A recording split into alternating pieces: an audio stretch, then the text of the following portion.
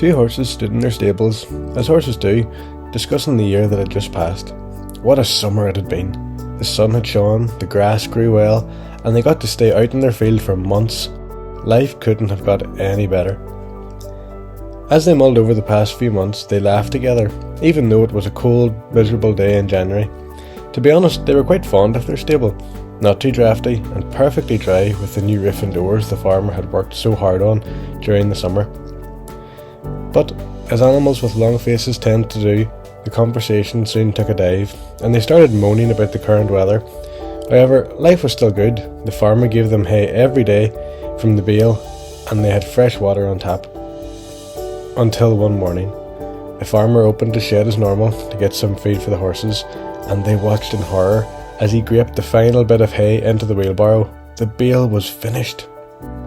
Fear gripped the younger horse, his appetite vanished, and he decided to eat very, very slowly for the rest of the day. The younger horse blurted out, "What are we going to do? Did you see the empty shed this morning? The bale is gone. The grass isn't growing, it's too cold, it's too wet, how are we going to feed ourselves now?" The older horse had seen this all before, and he knew not to panic. "Don't you think the farmer knows we need food?" he said.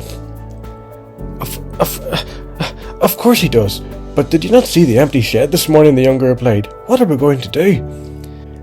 "I'm going to break out and go find a new field, or a full hay shed, or even get a part-time job." The younger horse was worn out after his long rant. The older horse waited for him to calm down, and then said, "How many times has the farmer forgotten to feed us?" "None," the younger answered. "Exactly. And don't you think we should trust him that he'll feed us again? Don't be so foolish. The farmer knows where our food is coming from."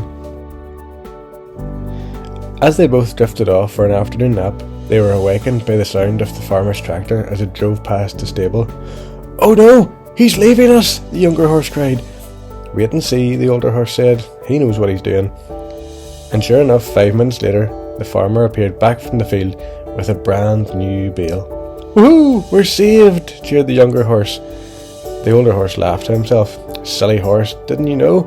The farmer keeps all the new bales in the field behind our stable, and just when you think our food is finished, well, another will come swinging around the corner.